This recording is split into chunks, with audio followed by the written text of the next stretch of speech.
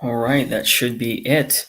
Hello, everyone. My name is Karac St. Laurent, and I will actually be hosting Sasquatch Out of the Shadows this week. I hope everyone is doing good this week. Again, I'll be hosting the podcast. This is, of course, Sasquatch Out of the Shadows by Alexander Pedikov. The reason he's not hosting this week is actually because he is filming with Small Town Monsters out in the Pacific Northwest this week. So he's off on a pretty grand adventure there. And actually, the next time he's here next week will be the 1 year anniversary of the podcast. And he'll be doing a bit of a recap there with Small Town Monsters crew. So I think that'll be a lot of fun. And last session was actually with Joe Perdue of Wild and West Virginia. Weird and Wild West Virginia. So if you haven't seen that, definitely go check it out. It was a great episode. And for this episode, I will be conducting a bit of a presentation on compelling Sasquatch evidence. It's called Sasquatch, a Compelling Database. So first off, hello, everybody. I see everyone. Obviously, Kevin Hamilton, greetings from Western Canada. Have a feeling this will be magnificent. Well, thank you very much, Kevin. We have Macy Frazier. Hi, Macy. We have Sandra Piper saying hi to everyone. Very polite as always. So yeah, tonight I'll be doing my presentation on Sasquatch evidence here. Let me just pull up the actual presentation itself. Let's see. Share screen. All right. Yes, this is perfect. Okay. So first off, I'm going to kind of try and go full screen here, and hopefully this looks good for everyone. I'm going to give it a second just to do this, and if it doesn't work, let me know in the chat, and I will attempt to fix that as accordingly. So I guess while we're waiting for that, a bit about myself first. I run a channel on YouTube called Crash Course Cryptozoology, and luckily I am not an Alexander impersonator, although the beard might be said to be. So I've run this channel for about 3 years now, and the whole goal of the channel is kind of to have a program that allows for people to have adequate information on cryptozoology in a very scientific sense. So I've gone over, interesting cases. I've gone over potential evidence. We've gone over hoaxes recently. So it's kind of a wide range of things. I'm inspired greatly by the Eyewitness documentary series, in the sense that I like to cover all the bases with things. So I'm very proud of how that channel's been going so far. And luckily people seem to enjoy it, which is somewhat surprising, but is definitely a good thing.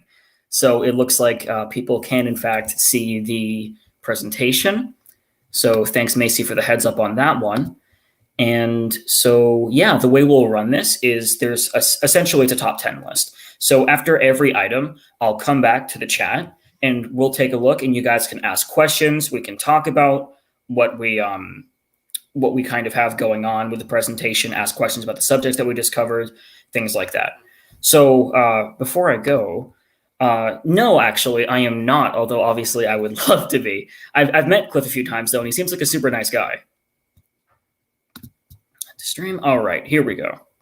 So this is, here we go. This is Sasquatch, a Compelling Database. So this goes over primarily the North American reports, although it does touch upon a few other Wildmen reports from around the world.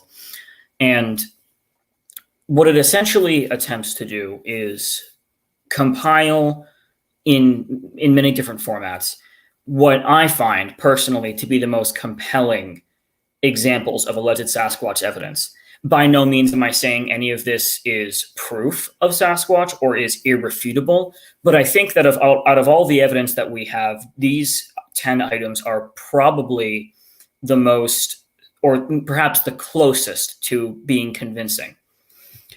It's actually based a lot on this particular diagram, which is originally an idea conceived by scientist E.O. Wilson, but it's kind of formatted into Bigfoot here by the late John Bindernagel, who I'm essentially a student of Bindernagel at this point. I really love his work.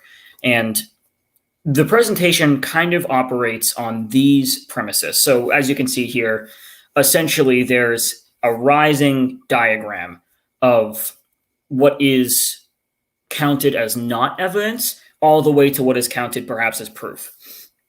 So you have, of course, unreasonable, irrelevant, baseless things that are just at the very bottom of the scale. And as the evidence increases, the degree of acceptance increases. So you have things that are interesting.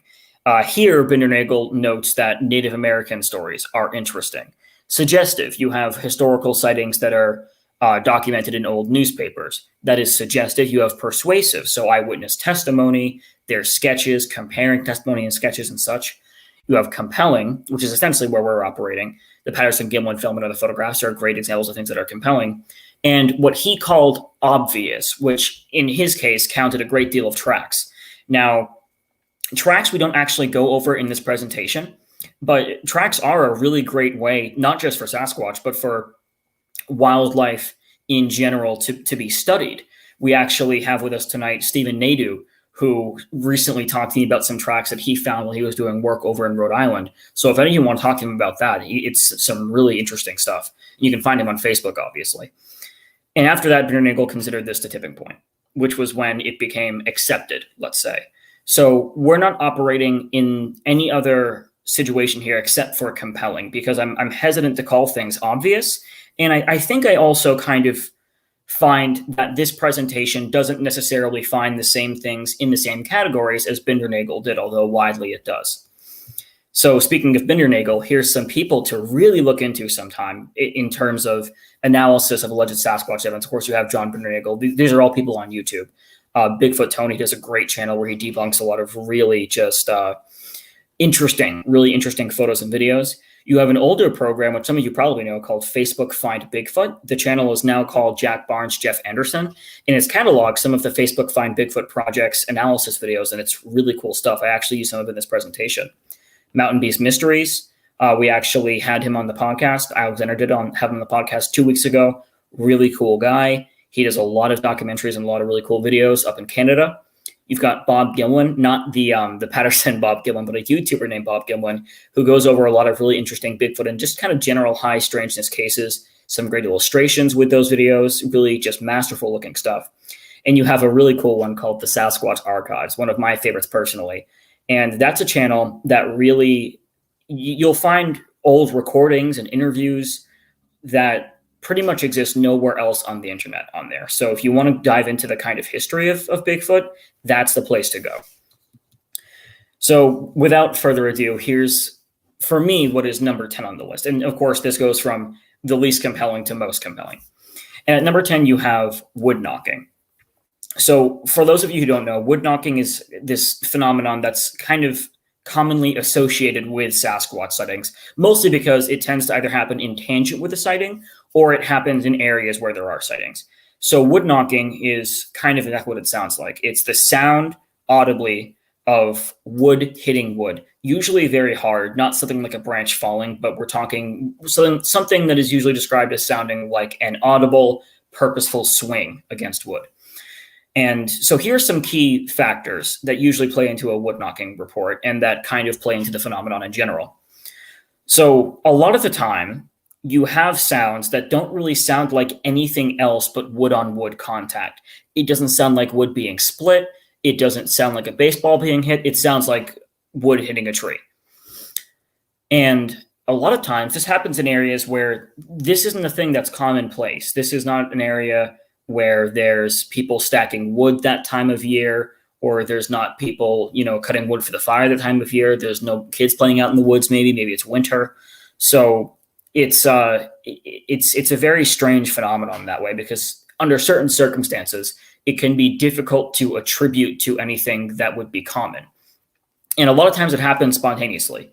This is not something that always happens to where somebody who's looking for Bigfoot does a wood knock and then gets one. Maybe it's from a person, fooling with them. A lot of times this happens out of the blue for no reason, or at least no apparent reason. Now, one of the kind of themes of this presentation, and one of the biggest things with wood knocking, is that it's very similar to known great ape behavior, specifically in chimpanzees. So to start it off, actually, I'm going to show you a small snippet of an audio clip that I actually captured in November when I was looking into Marlborough, New Hampshire sightings. And I was up near Cooper Hill, which is kind of to the, to the to the west, technically, of Marlborough's downtown. My apologies. And there was, at some point when I was up there, the sound of what sounded like wood hitting on wood in the distance. I immediately got out my recorder and tried to record it, and a lot of it is kind of hard to hear, but this particular segment was very easy to hear, and I've actually also enhanced the sound. So it might be a bit loud, but the sound is so distant that it's just going to make it easy to hear, essentially.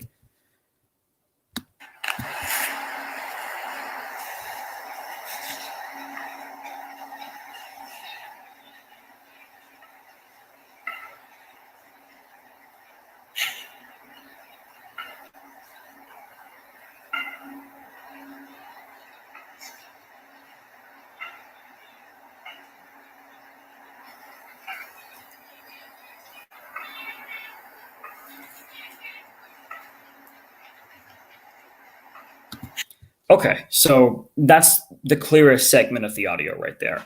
Just going to make sure everyone could hear that. Could everyone hear that? Was that able to be heard there? I hope it was, because I'm not exactly sure how audio sharing works here. It should have worked, but just to make sure. So I guess while I'm sitting here, I'll talk a bit about the actual wood knocking. So we actually have a question right here. Okay, good. Everything was heard. So before we continue, we actually have a question right here. Have you had any experiences with wood knocking close to you other than in Marlborough?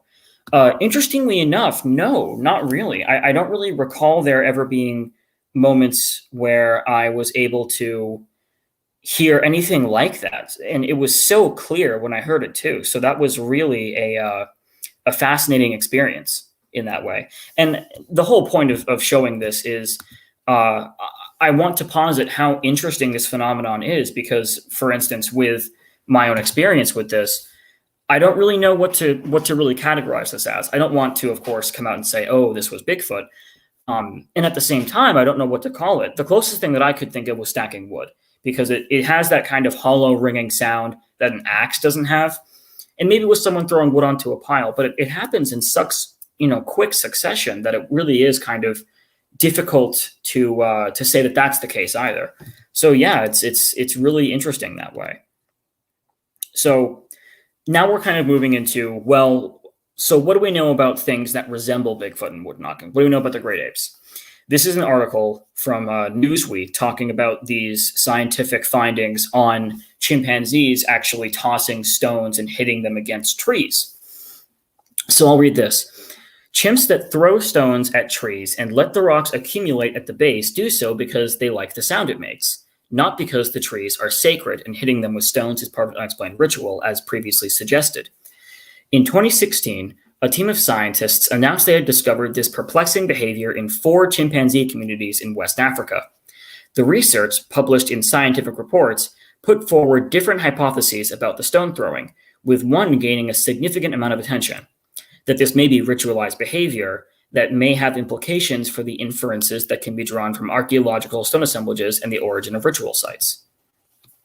However, a team of scientists led by Annie Callan from the Max Planck Institute for Evolutionary Anthropology, Germany, has now carried out experiments suggesting the chimps select which trees to throw rocks at based on their acoustic properties.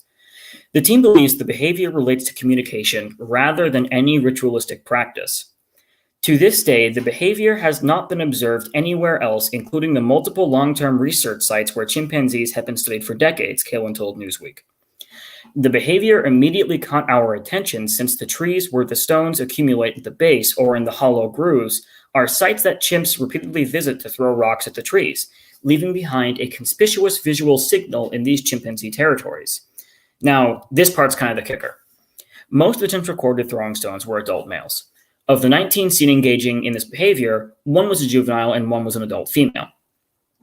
Just before throwing the stones, in almost all cases, the chimp would emit a long-distance vocalization.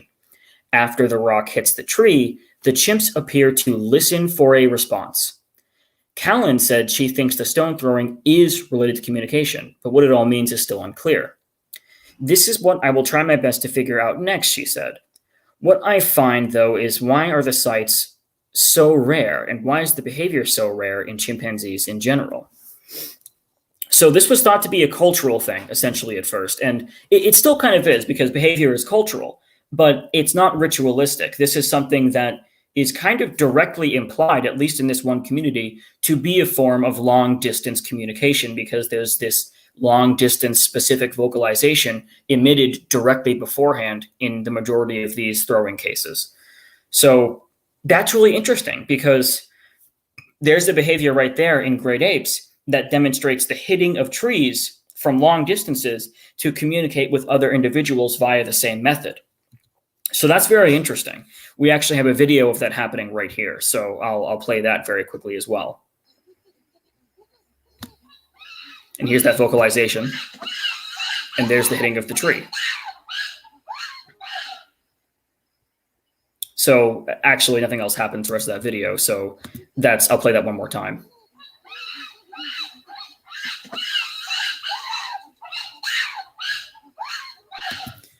So that's really interesting. It's really, really interesting. And I'm not sure that I know how to explain what it is that I heard and what other people are hearing, but it's definitely just super interesting that not only is it something that is occasionally kind of unexplainable, but it's something that we see in great apes, which of course are the most similar looking animals to what the Sasquatch is supposed to be. So let's look at a few of the questions that we have, because of course now between subjects I can look at these questions. We have Kevin Hamilton. I wonder how often the wood knocks people are hearing are being made by other Bigfoot researchers trying to lure Bigfoot. Probably very commonly, especially in areas that are like, what would you say, popular for Bigfoot research. I'm sure that's happened quite a lot.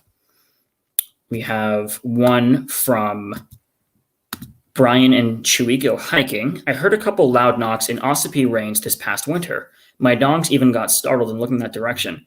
Yeah, it's really interesting when that kind of thing is just so crisp and clear. It really kind of hits you as, wow, this is something, significant. We have Ramiel Acosta. Very comprehensive data from our guest. Well, thank you very much, Ramiel. I really appreciate that.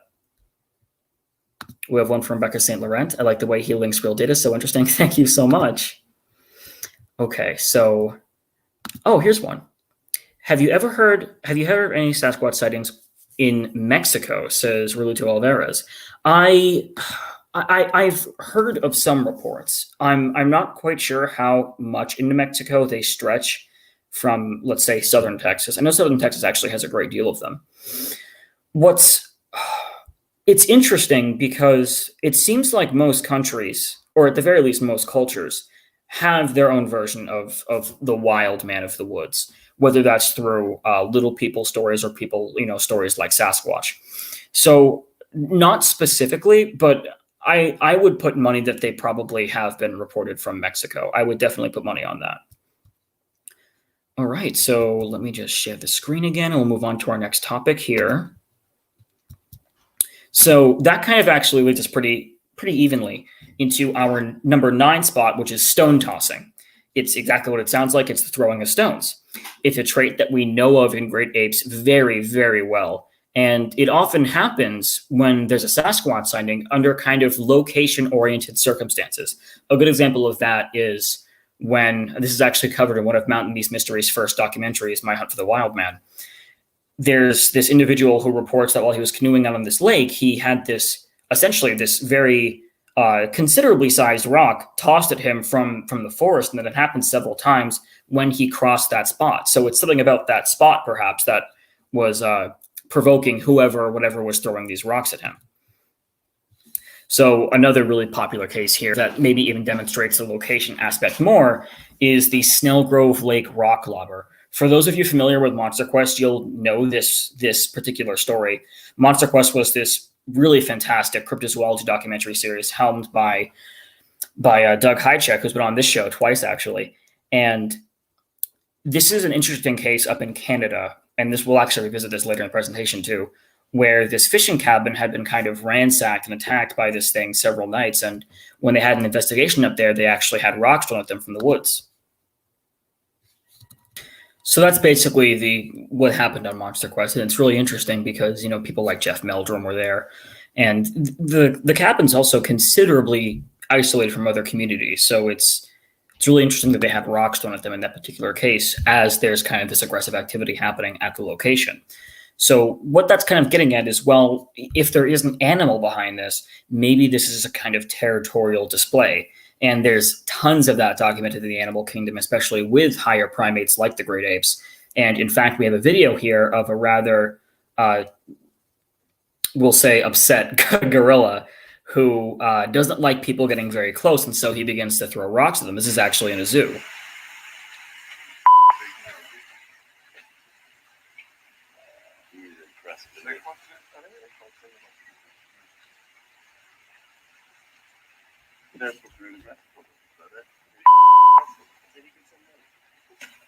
So here he is. I think he's already picked up the rock at this point, or he's about to. Yeah, so there you go. You see the rock actually get tossed as he kind of winds up for it right about there. And that's just one example of the rock throwing displays that higher primates do. So it's interesting that we do get these stone tossing reports because, well, we know that apes toss stones, and they toss them pretty frequently in their lives, actually. So we'll see if anybody's got any questions about this. Let's see.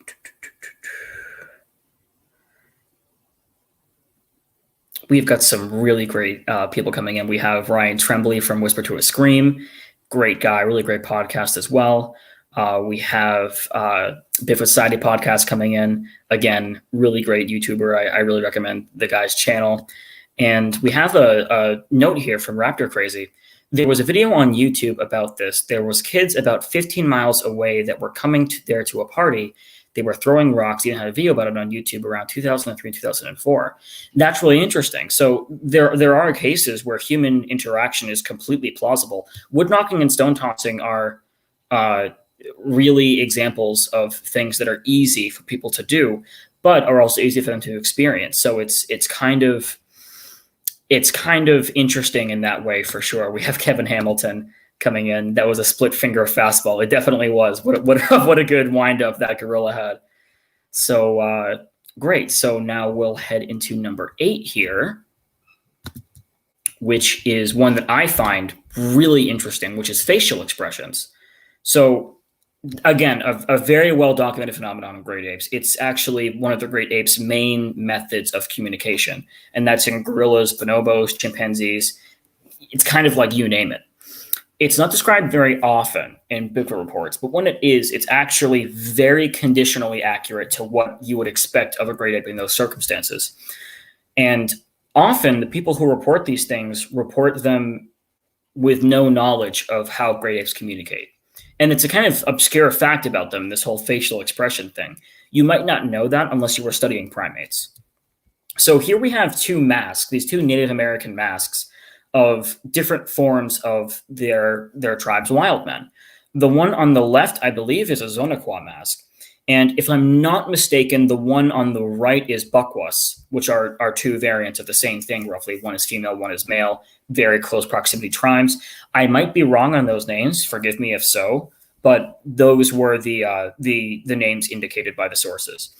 And you have these kind of very defined facial expressions of these wild men on these masks. And really all you need to know about this is the overlay I'll put on right now.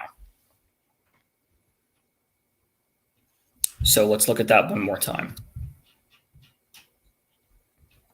The mask on the left has those very circular pursed lips, and the one on the right has this very toothy kind of grin-like expression.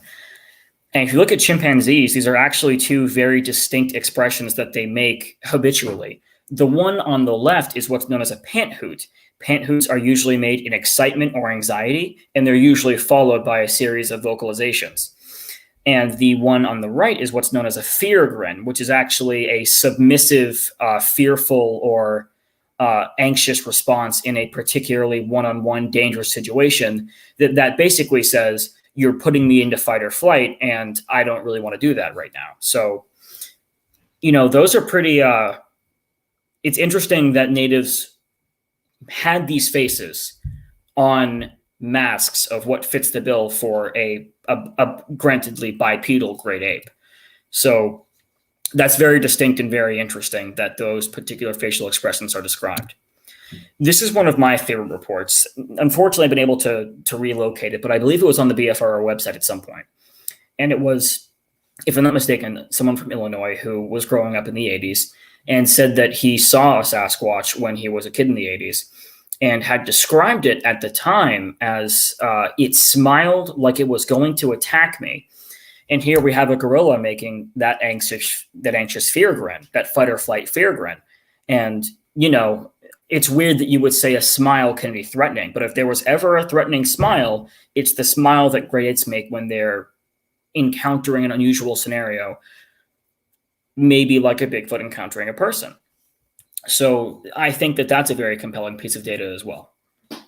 So before we get into the photograph area, let's see if there's anything about facial expressions in here. Kevin Hamilton right here. I think native artifacts are some of the most compelling evidence we'll ever find. I would agree. The degree to which native artifacts resemble zoological facts has been really just really, really interesting. And it's hard sometimes to explain that away right away.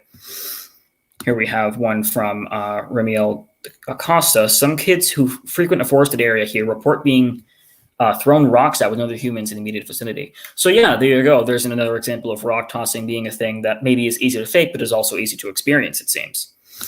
Brady Baxter, I've always found the Native American stone carvings of ape faces found along the Columbia River to be extremely compelling. I haven't been able to see those, actually. I would love to look those up afterwards. I haven't seen carvings in the stone particularly, so I'll definitely take a look at those. Thanks a bunch, Brady.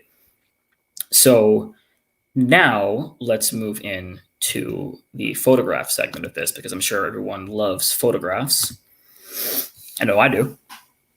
So number 7 are the Silver Star Mountain photographs. Some of you might be familiar with these if you watched a lot of Finding Bigfoot. I think this was something like the 2nd or 3rd episode, actually, of the series. Set of 3 photos from November of 2007, taken at Guilford Pinchot National Forest in Washington State. It shows a tall, dark figure in what the witness said was waist-high snow conditions. There's some questionable enhancements and some questionable comparisons being made about these photos. And that's kind of why they're at number 7, but they're still really interesting. So here you have this first photo, this kind of leaning over, hunchbacked, dark figure. You can see there's some stones right in the way of the photographer as well. You can see those stones better in this photo, which tends to be the most compelling photo right here. This one where it kind of stands up and then it kind of moves down along the mountain. It looks like the photographer may have gotten a little bit closer. And those are the 3 photographs. So one of the most interesting comparisons that I've seen is one made by a blogger named Escape E, who is a Bigfoot blogger. And they put together this comparison that shows the exact same spot on Silver Star Mountain with some hikers not very far away from the subject, kind of trying to show how really big this subject is. You've actually also, I didn't notice it at first, but you've got this, you see the snow actually is above where the grass is now in this warmer climate photograph. So that does actually probably, what would you say? Confirm. There we go. It probably does confirm the waist high snow thing. So that's really interesting. And of course, you know, this subject being above snow is also kind of interesting if that is waist high. So the Mid-America Bigfoot Research Center also has some enhancements that are an attempt to kind of make sense of what's happening here. What's interesting is that they seem to indicate, or at least try to suggest, that the figure is actually facing the camera and not away from the camera. So most people interpret it as having its back face to the camera, but obviously it's so hard to tell from that distance that this is about a good suggestion as any. So we have some enhancements here that indicate, okay, yeah, it has this pointed head, which is very much on the sagittal crest. They say that this looks like a profile. Perhaps there's some breasts on this subject. There's some enhancements here that are definitely kind of questionable, the breasts especially, because it's just so pixelated that it really is very hard to tell what we're looking at here. These could easily be artifacts. You know, we have these white patches, but the white patch also exists here. We have this black patch here, this black patch here, this black patch here. You know, it's probably a result of pixelation. But we do get a good indication of the humanoid shape here. We have, you know, here's the left arm, here's the right arm, or perhaps not vice versa, switched around if it's facing the other direction. We have where the head is. There's this indication of this kind of brow that slopes forward. So overall, it actually is a really interesting comparison, even if it does jump the shark a few times. Now, here are some measurements that I myself did on Google Earth with how far away in the first comparison here this subject might be from these subjects if they were there at the same time. So what's the distance from this point to this point? Because that might give us a good idea of whether or not this thing really is that big, or if these people are just so far away that if they were here, they would look this big too. And the distance is upwards of 56.6 meters, which is about 185 feet. It might also be right in the middle of that, which would be something more like 90 feet. And what's interesting is that, that's the distance between telephone poles, for example, is between 100 and 150 feet. So essentially, we're looking at something that is, it's basically, here's the telephone pole, and maybe right here's the other telephone pole, if we were to have that kind of thing. And when you look at it like that, it is a bit strange to think that these people here, look so small when this thing looks so big. But it's hard to tell what distance can do to that. So while it is super compelling, it's nothing definitive for sure. So I'll go back to the stream right here. So what does everyone necessarily think about that? Has anyone seen today? Here we have one from Chris Spitzer. Has anyone seen today that trail cam photo that's been going around? I have not, actually. I would love to hear more about that. So let's see who else we have here.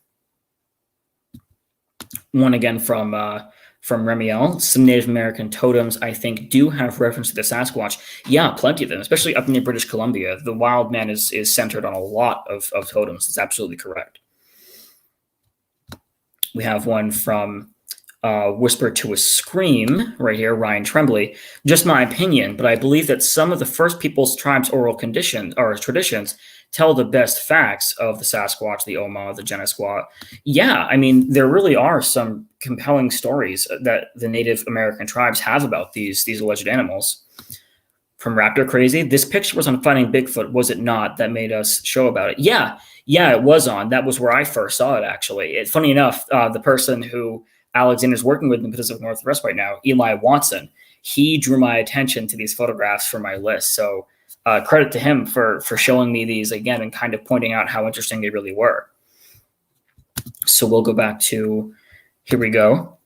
Ethan Cool Pro 18. I love this stuff. I 100% believe in Bigfoot as well as Nessie. Nessie's a really fascinating case too. I'm really kind of a closeted fan of Nessie in that way. So yeah, good conversations happening here. Let's go back into the presentation. Okay, so we are almost halfway through. This is one of my favorites, the tree tosser footage. So this was taken by an anonymous photographer, unfortunately anonymous, but the most that we are able to have suggested is that it was a road crew, a construction crew of some kind. Alberta, Canada, 2015 is where this was taken and when it was taken, again, at this construction site. This footage demonstrates some parallels to known ape behavior. Some really considerably interesting physical analysis is able to be made here.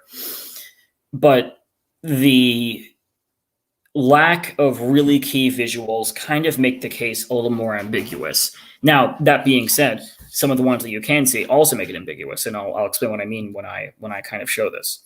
So here's a YouTube channel called Thinker Thunker, who in my professional, or perhaps unprofessional rather, opinion has unfortunately kind of gone downhill. You can look at Bigfoot Tony's YouTube channel for this as well. There's a lot of jumping to conclusions on the videos now, but the older videos are really fantastic stuff, and I actually would recommend checking those out. So this was part of his analysis on the tree tosser footage. Okay, so this clip was sent to me back in 2015 by a guy named Matt D, who had apparently sent this clip around to some other people, including Dr. Jeff Meldrum, who took a look at this and said, well, that could be anything, could be anyone, and he's right.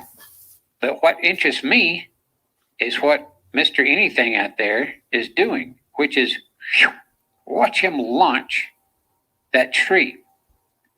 So the question is, how big, how long, how much does that tree weigh? We're going to look at a log weight calculator to get an estimate. And if that thing is even close to right, we're looking at a guy out there in the trees that has superhuman strength. Let's go check it out. Okay, first, here's the clip. I don't see it. There's a creature thrown over the bed. Oh, yeah, okay, now I see something. Yeah. Yeah, he's kind of coming over the.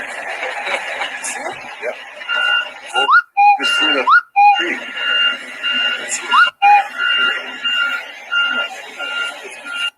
Okay, so the first thing we need to do, we need to get a good guesstimate on how long that tree is. So what I'm going to do, I'm going to take our mad tosser here and use him as a unit of measure. That is his torso there, we can see. So now I'm going to take his torso and drop it in 4 times. And let me get my tree lined up. There we go. So now we can say the tree he's tossing is 4 torsos long. Next question, how long is his torso? Well, if we say this guy's 6 foot, nice round number, that makes his torso 3 foot long. So now the tree is about 12 foot long. Okay? Now, if you say, wait a minute, there's no way, that's just a stick. No way it's 12 foot long. Well, if you try shrinking the tree, it's going to be relative now. You're now shrinking this guy. Let's say we make the tree only 10 foot long. Well, you've just made this guy only 5 foot tall. Now, there's nothing wrong with 5 foot tall. It's a fine height, but it is well below the national average for a male, an adult male. So just for now, for the sake of argument, we're going to say he's 6 foot, his torso is 3 foot, and the tree is 12 foot long.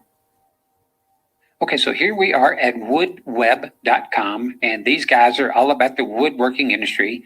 And here they have a estimated log weight calculator. So I am going to set our tree to an aspen. I'm going to say that the small end diameter is 4 inches and the large end is 5 inches. And I know we were going to go with a length of 12 foot, but I'll be nice and conservative and say 11 foot long. Calculate that. That would mean that the tree he's tossing is about 50 pounds. Okay, so here we've got a couple of pretty strong looking guys, and that right there is a 56-pound weight, and these guys are in training for the Highland Games competition. It's like a legendary strongman competition. And this is on YouTuber's channel, Mike Beach. So go give him a thumbs up and subscribe on this. Anyway, let's watch and see just how well they can handle. And you know they're strong and they're pretty tough if they can get away with wearing a kilt.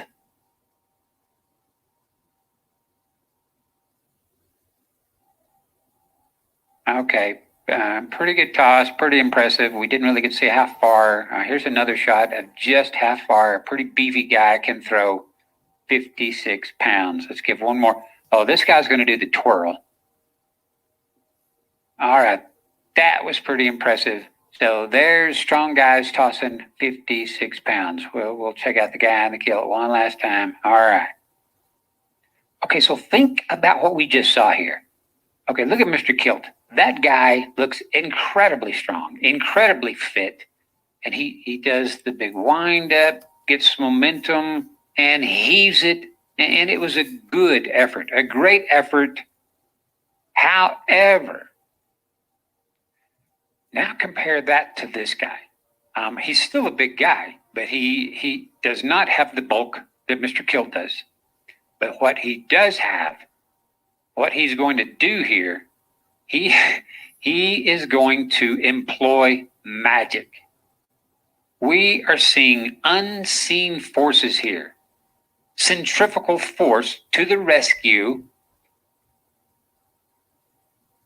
And he sends that thing flying.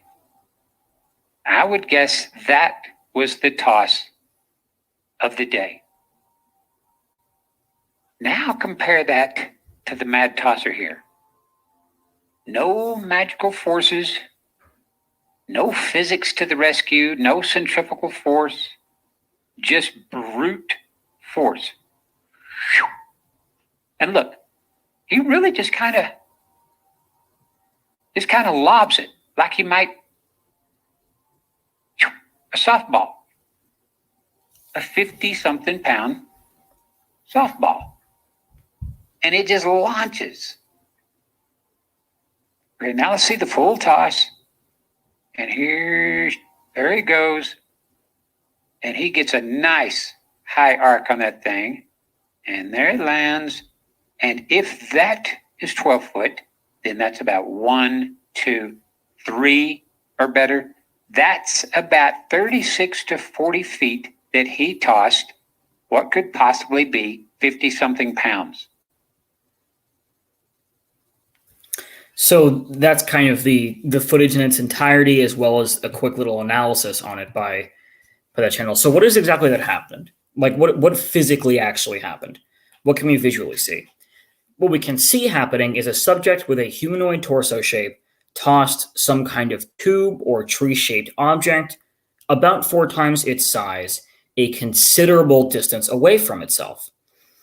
So again, by the video, feats under similar conditions are kind of almost impossible, especially with the throwing display.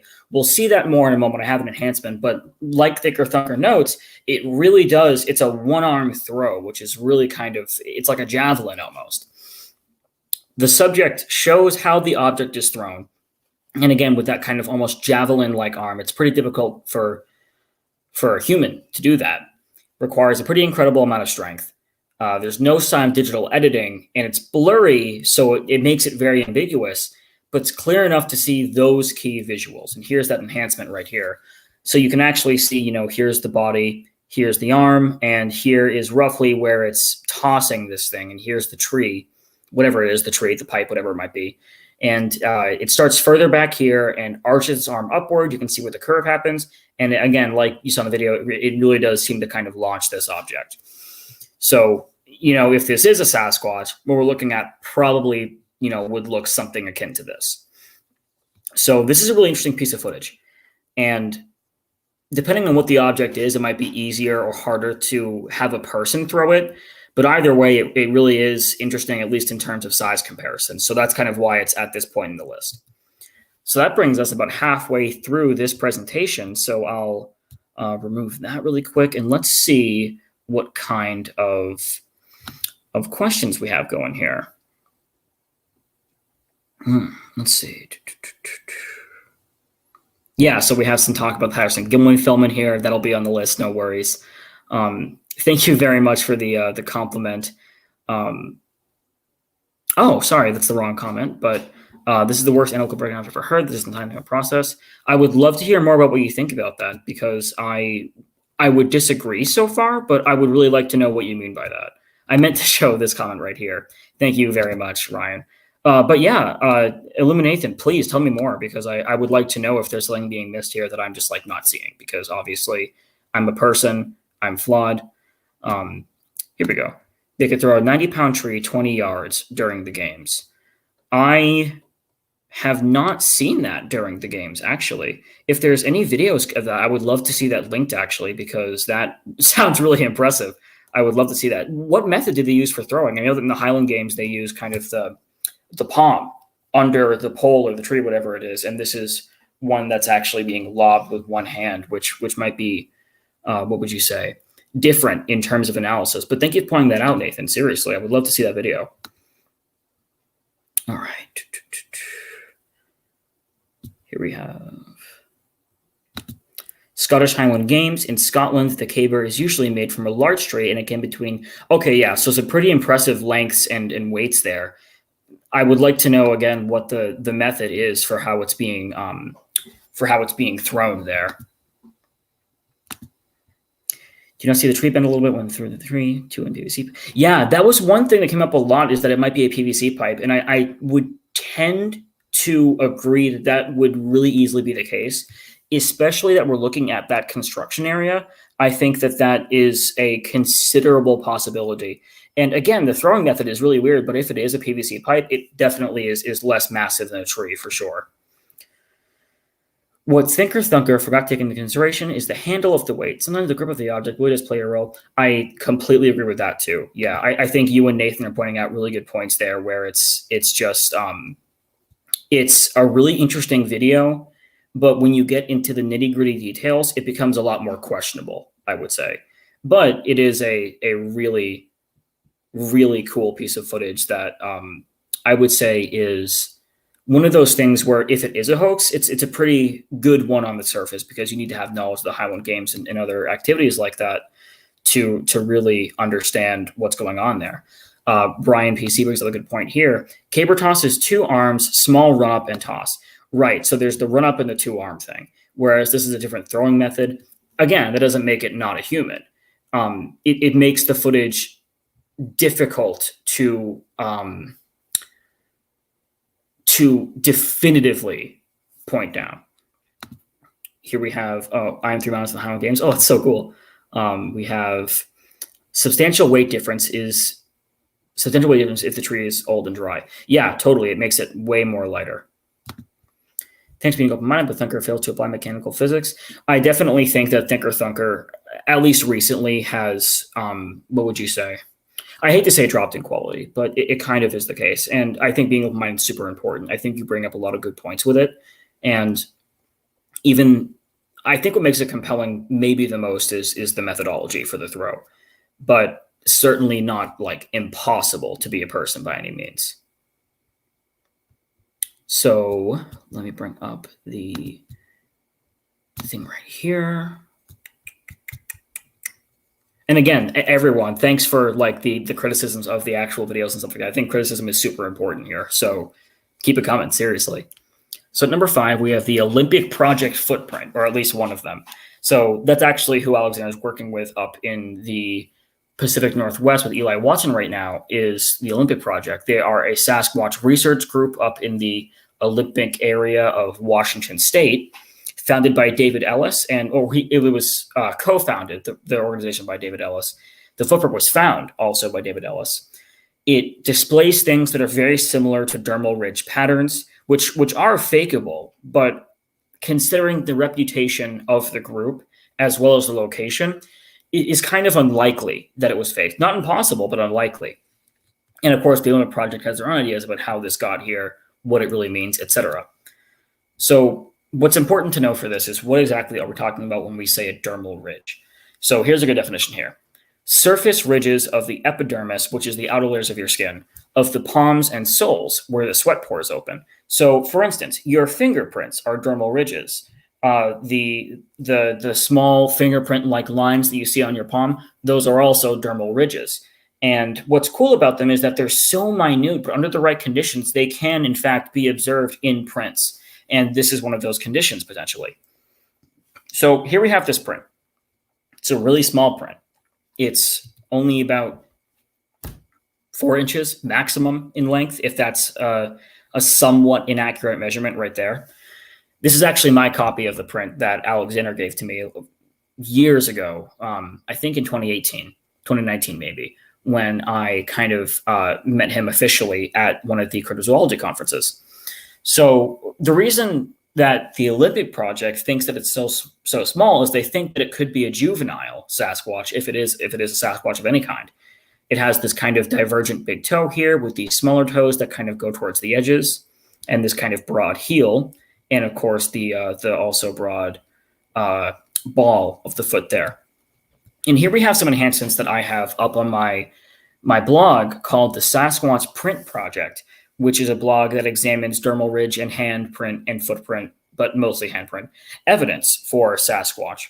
So we have here, you can see highlighting these areas right here. You have these lines that come through, these super minute lines. And, especially right here, they're very hard to see, but in the enhancement, they're a bit easier to see. And, that's kind of, again, these things can be faked. Maybe if you have a fine enough toothpick, maybe this is someone who, pressed their hand or their fingers into these tracks to give the impression of dermal ridges that were not theirs. Again, the location being super remote and just kind of the reputation of the organization. Doesn't rule that out, but it makes it very unlikely. So that's one of those really interesting things that is, again, kind of hard to explain. So let's see what we got here. What do we have here? We have Brian PC saying, I honestly think that last footage was a gorilla, not a Sasquatch. Well, the question, I guess, then would be, what is a gorilla doing out in the woods? And really, I would say it's as fair as a question as what is a big ape man doing out in the woods? So fair enough. I wonder if there was any kind of zoo incidents around the same time, because those do happen sometimes in cryptozoology. So that would be good to know if that had occurred. Let's see. We have some good discussion about just general skepticism going on in the comments here. People, clarifying that I mean any disrespect. And I just would definitely like to say there, skepticism is incredibly healthy. And it is because it allows us to distinguish what is probable, what is improbable, what is, what would you say, reliable, what is unreliable, what is compelling, and what is not compelling. And sometimes we'll disagree on those things. And when we do, it's important to be skeptical so that we can criticize and scrutinize things properly to reach a more realistic and accurate consensus on things. So there's my 2 cents on that issue. Illuminathan asks, do ape dermal ridges run different than humans? They do, actually. There's a different direction that they tend to run, although there's some debate over the alleged Sasquatch dermal ridges being more like apes versus more like humans. And that's one that's kind of hard to make, because we're discussing a somewhat hypothetical thing in the first place. So what else do we have here?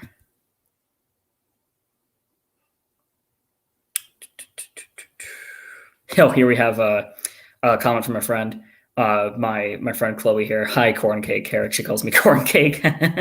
That's a funny one. Illumination. Yes, I think they do run vertically. It's something like that. It's a difference in direction specifically. So yeah, that's pretty interesting right there. So yeah, really interesting little piece of evidence from the Olympic Project right there. Definitely go check them out. I know that Shane Corson from the Olympic Project has been on this show, and you should totally go watch that one, because that was a really cool one for sure. All right, here we have one that I'm sure all of you guys have probably heard of, or in this case, maybe have heard, which are the Sierra sounds. So the Sierra sounds are some of the most strange audio for pretty much any cryptid that I think I've ever heard myself. They were recorded by Ron Moorhead and Al Berry in 1971, the Sierra Nevada mountains. The site's actually since been burned through by wildfires. And they contain a variety of really vastly different types of vocalizations. Some of them are the 2 men kind of calling back to whatever is making the vocalizations, or whoever is making the vocalizations. The frequencies that are apparent in the sounds that are not them portray frequencies that are either difficult or impossible for human vocal cords to attain. There's even some analysis that suggests the potential use of language patterns. So that's kind of a lot to unpack right there. So let's take a quick little listen. The actual recording is, I think, upwards of an hour to an hour and a half long. Something like that. Maybe it's probably more like 15 minutes. But I say hours because there's so many videos, and I forget how long those videos are split up, but there's a good deal of them. So I think cumulatively it's like 20 minutes and just happens to kind of be split up between these videos that maybe accumulate to about an hour. So here we have a quick snippet of the actual sounds with a discussion from an earlier documentary about the sounds. But there are other sounds not widely heard or recorded. Incoherent mumbling, growling, chattering gibberish. In 1972, Al Berry, a journalist out of Redding, California, was invited to a hunting camp deep within the Sierra Mountains of Northern California to investigate the primate-like vocalizations. The men who frequented the camp described ongoing interactions with strange, human-like creatures. Tearing across the creek at the big rocks. Ron Moorhead was one of the hunters in camp.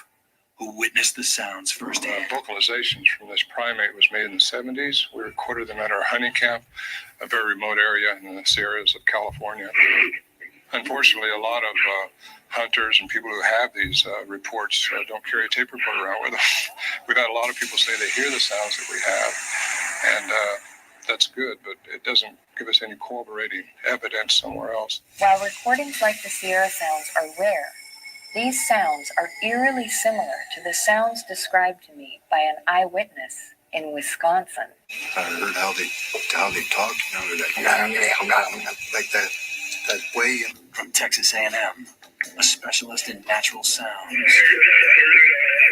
These sounds from California are some of the most interesting sounds I've ever had a chance to look at here in the laboratory.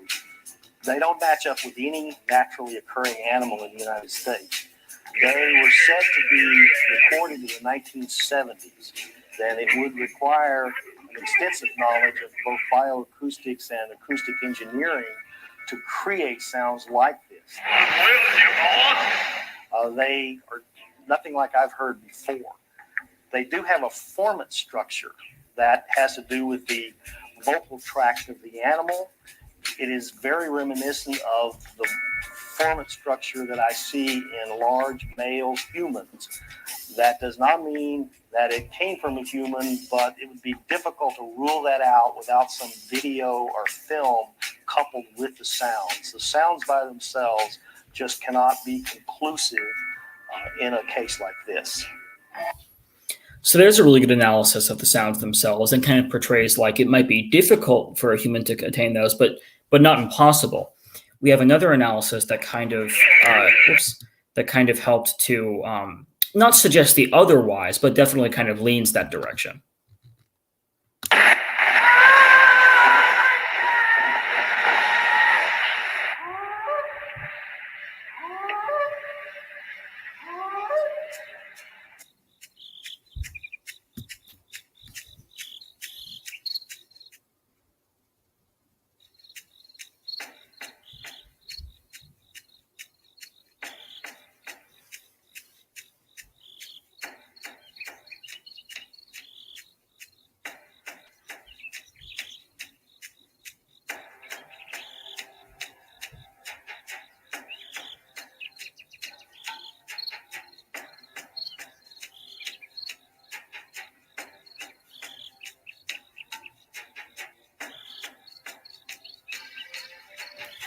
So here we have the diagram of pitch and track length right here.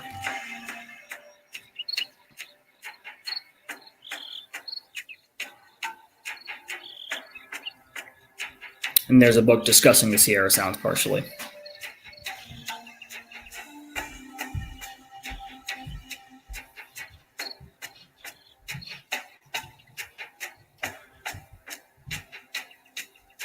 So there's one of the most interesting points right there that we'll discuss in just a second here. Yep, and that was Scott Nelson.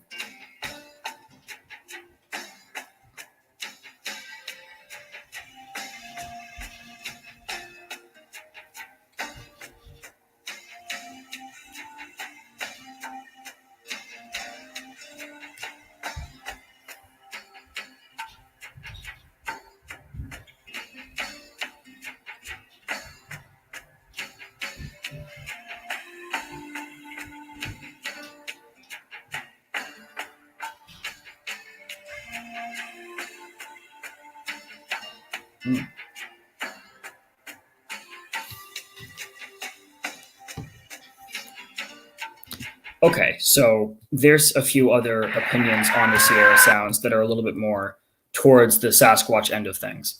And one of the most, we'll say, exotic claims made during those analyses was the claim that language was being used. And there's kind of this more in-depth analysis video on YouTube, but essentially what's happening is there's repeated sounds and the ways in which sounds are being used in the recordings that are part of what define speech patterns, language speech patterns.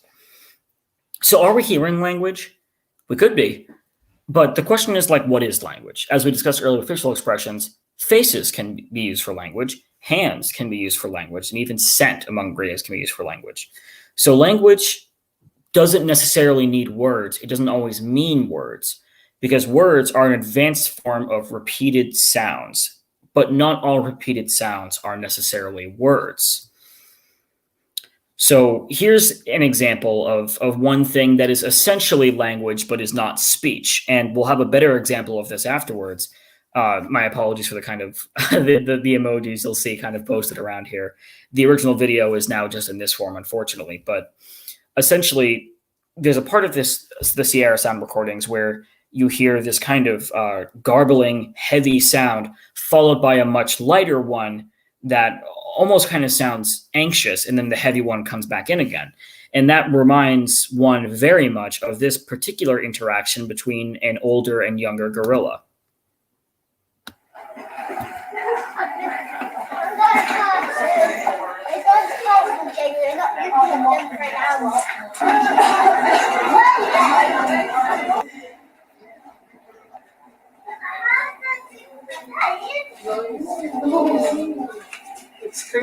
So obviously the larger male here is very frustrated, and this younger male. So I'll repeat that again. So we have that kind of large, almost kind of heavy sounding sound let out by the larger male. And then we have it followed by the whining of the younger gorilla, which is really kind of reminiscent of that clip of the Sierra sounds. Here's a much better example of the fact that something can perhaps be a form of language, but not necessarily be words.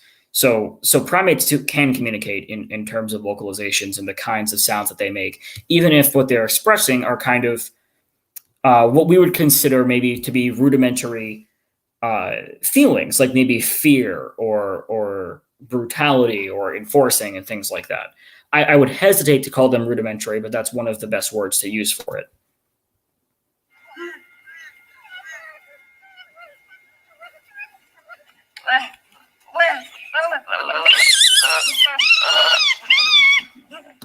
So there's something interesting, is we have that very voice-like sound coming out of one of these primates, and the other primate follows up with repeated vocalizations in response to the other repeated vocalizations. And that's a rudimentary form of language. It's not words, but language really, in the end, doesn't necessarily need to have words. So we may be hearing language in these Sierra sounds from what we don't really know yet, but we also might not jump to the conclusion that it's words, but it does seem like it might be language, which is obviously very compelling. Remove. All right, so let's see what we have for some questions here.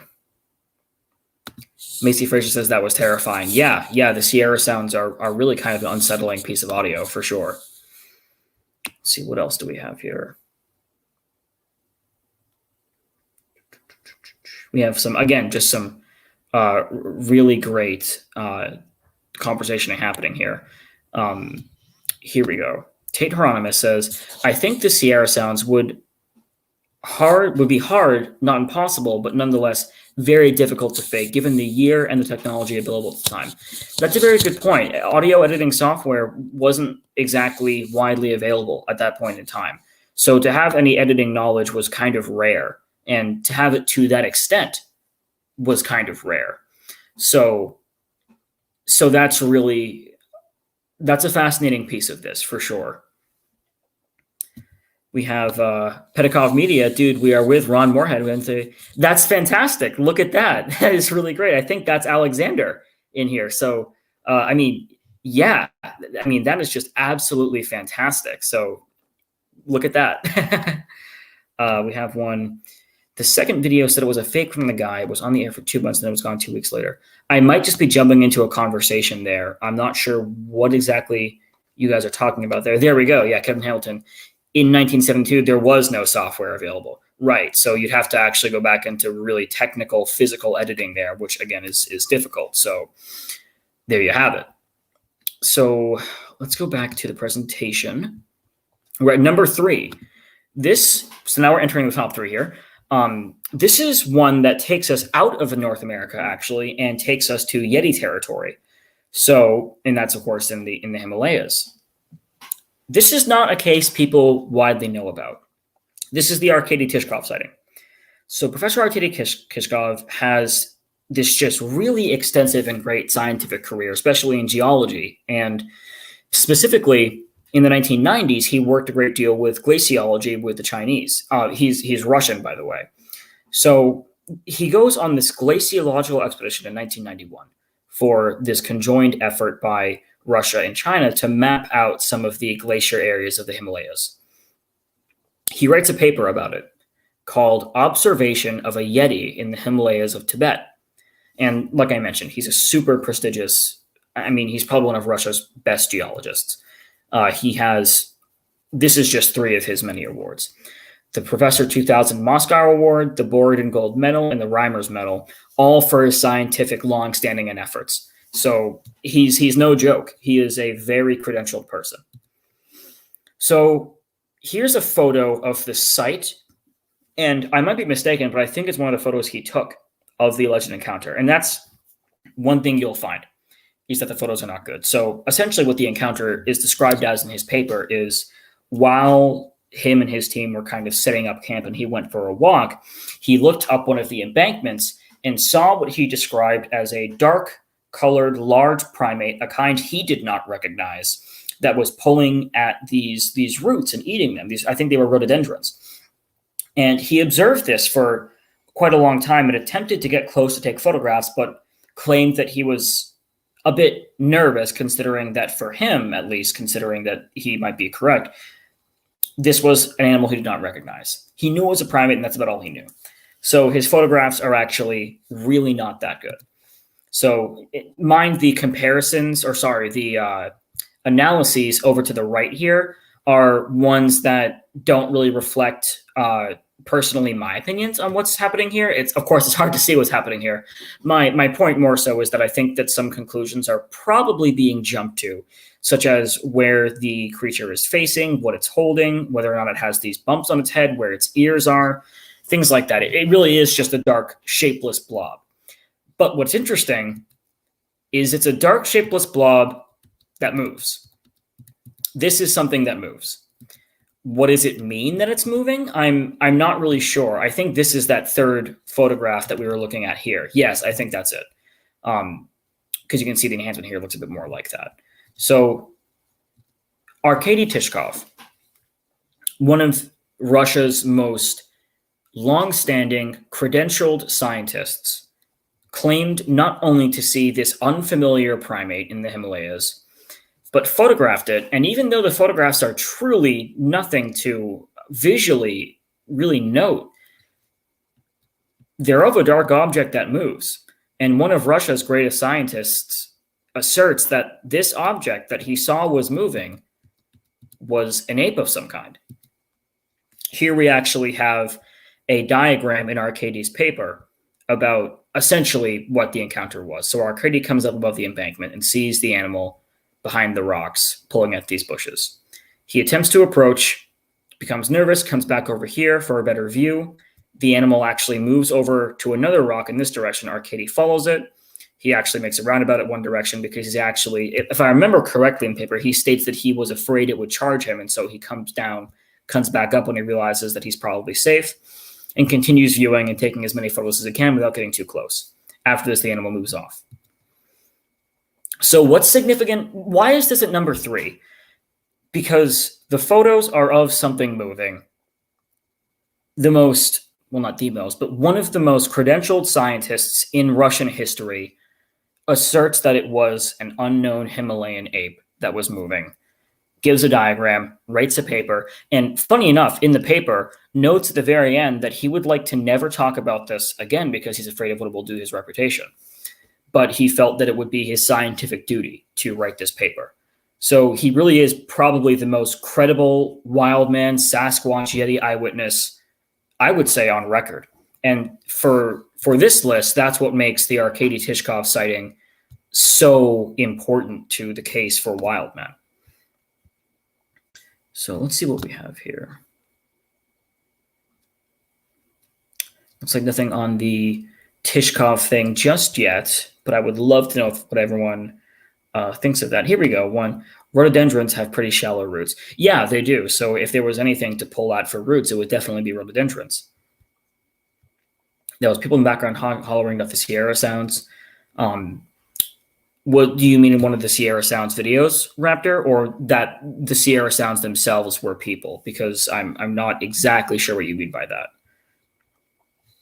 All right, so if no one else has anything to say, let's hop on over to number 2, which is going to be, of course, the Patterson-Gimlin film.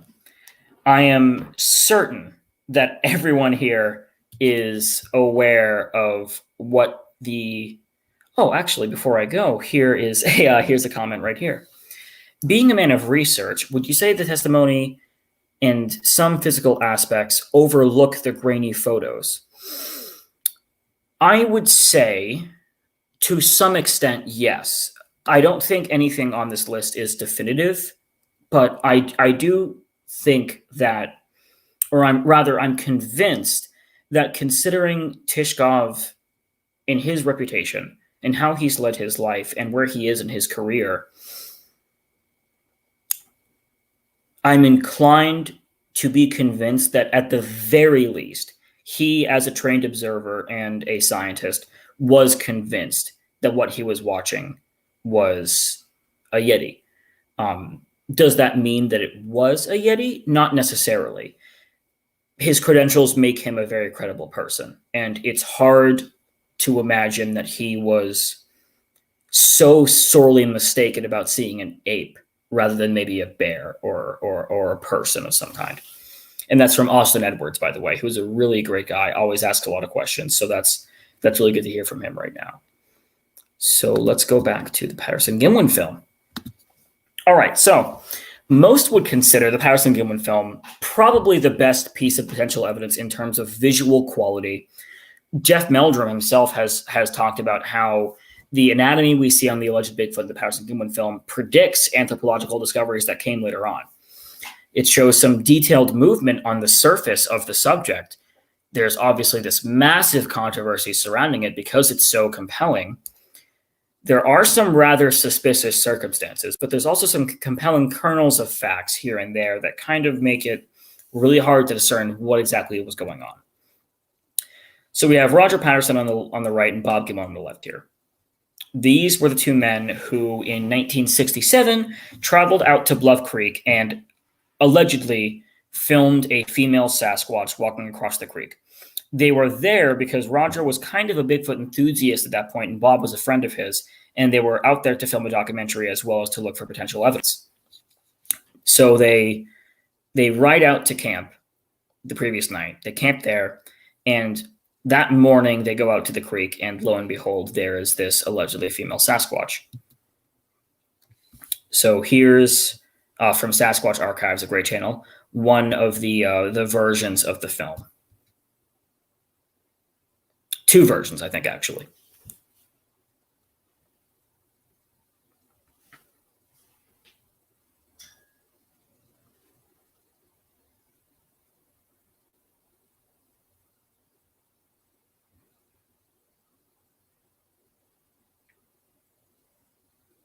To my knowledge, this is a little bit slowed down, but not by too much.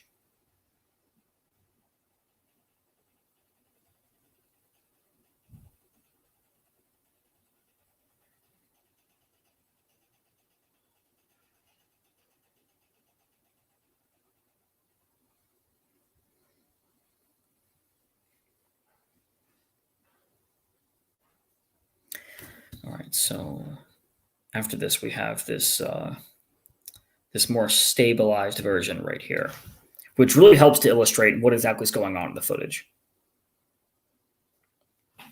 So there you have the Patterson-Gimlin film. We'll watch that one more time with it slowed down, stabilized. You can really see, this is a great geographical context for what exactly was happening here. So Here we have a 4K 100 frames per second restoration.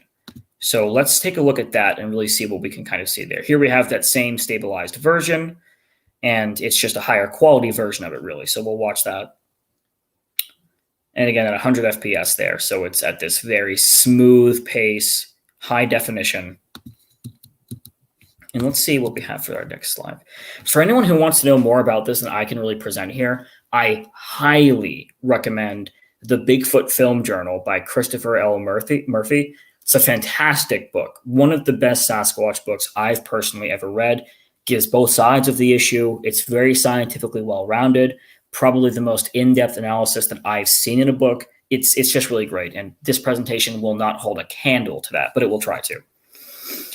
So everyone has heard some of the physical, anthropological, and anatomical aspects of the footage. Oh, is it a suit? Are we seeing muscle movement? Things like that. What I'd like to ask first is some narrative questions. So here are some examples. Bob Hieronymus was a mutual friend of Roger and Bob who claimed at some point to be the man in the suit, took a polygraph test, and passed. So there's a question of, well, what do we do about that? So there's another question there that really kind of raises some suspicions.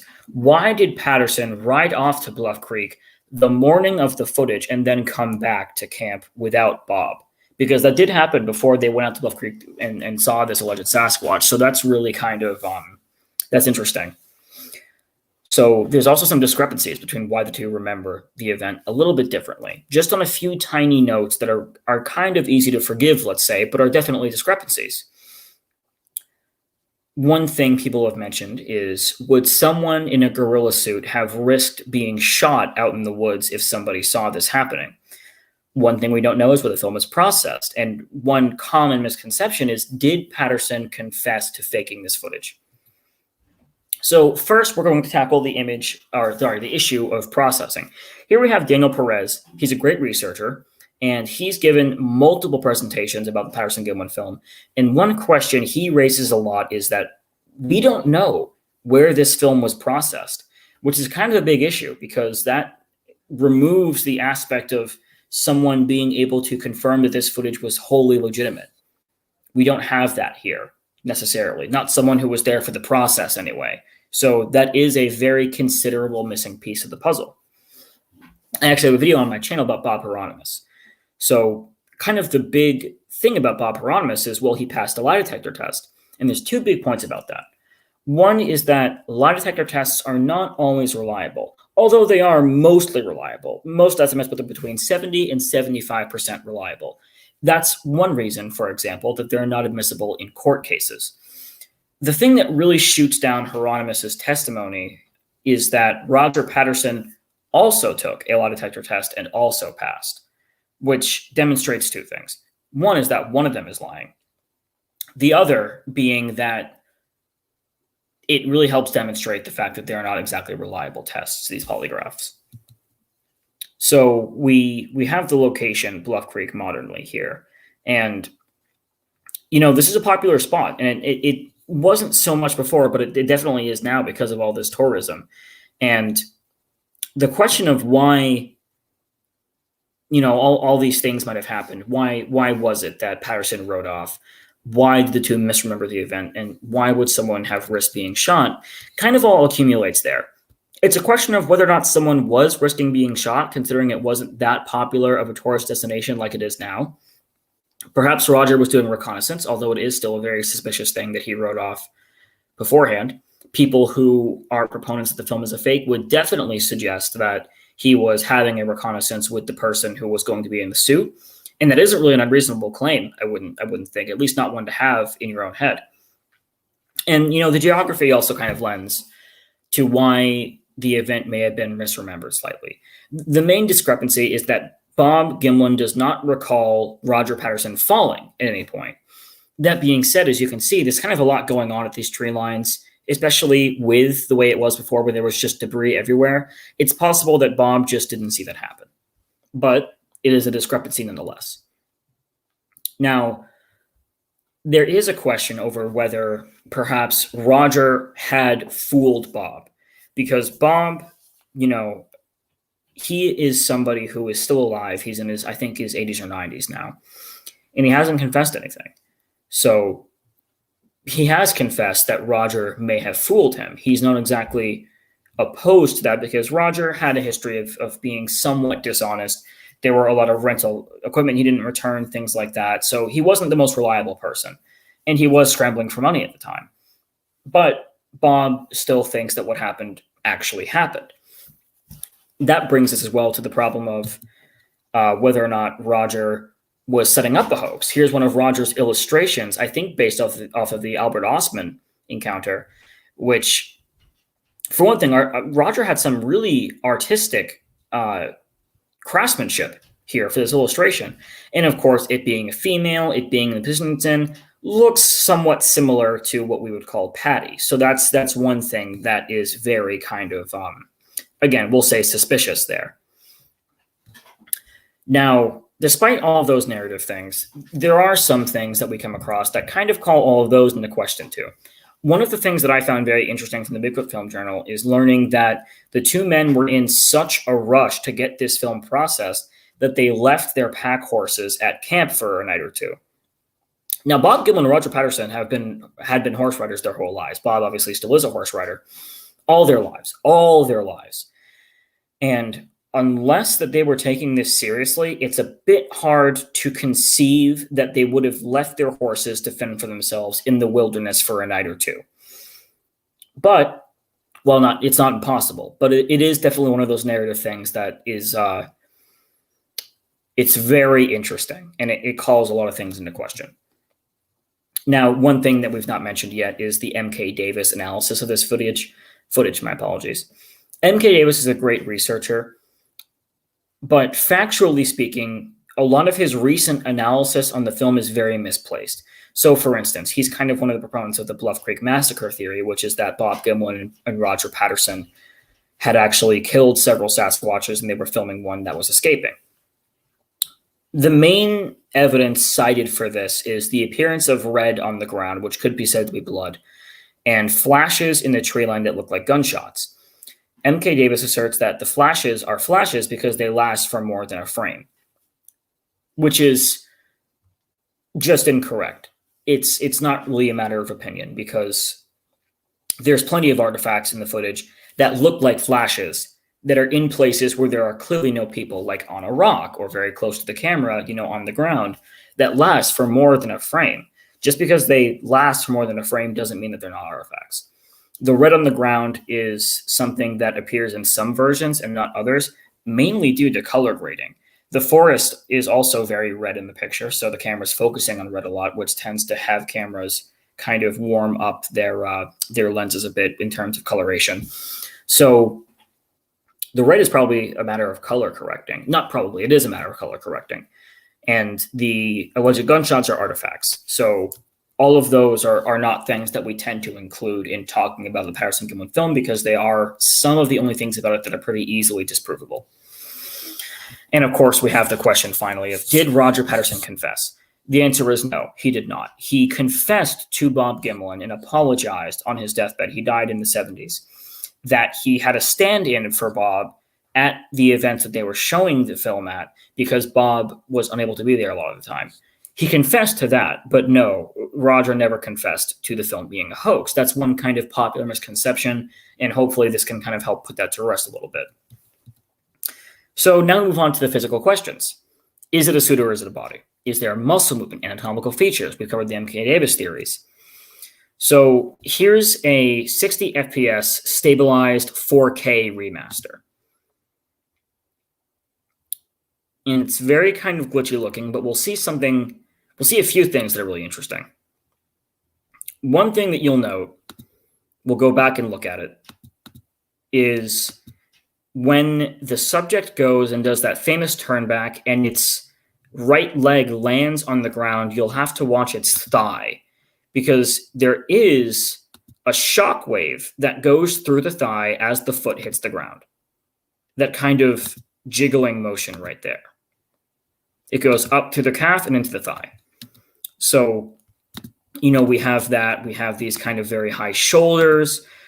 We can see that the buttocks is actually extending like right there, and then contracting as the legs are moved and things like that. So we have those thigh ripples as though absorbing shock from the steps. We have the rear extending and contracting. The infamous walk is actually a very strange inhuman pattern, not impossible for a human to achieve, but difficult. The legs do not unbend, and the degree to which the legs are raised is actually very high. It's a right angle, whereas humans are much smaller than that. And of course, you have, again, the high shoulders, which indicate these kind of large trapezius muscles, and you can see them actually, again, extend and contract a bit as this creature moves. So could it be a suit that's rippling? It could be, but the way that it kind of moves up that leg is definitely more reminiscent of a muscle. Can a suit extend and contract?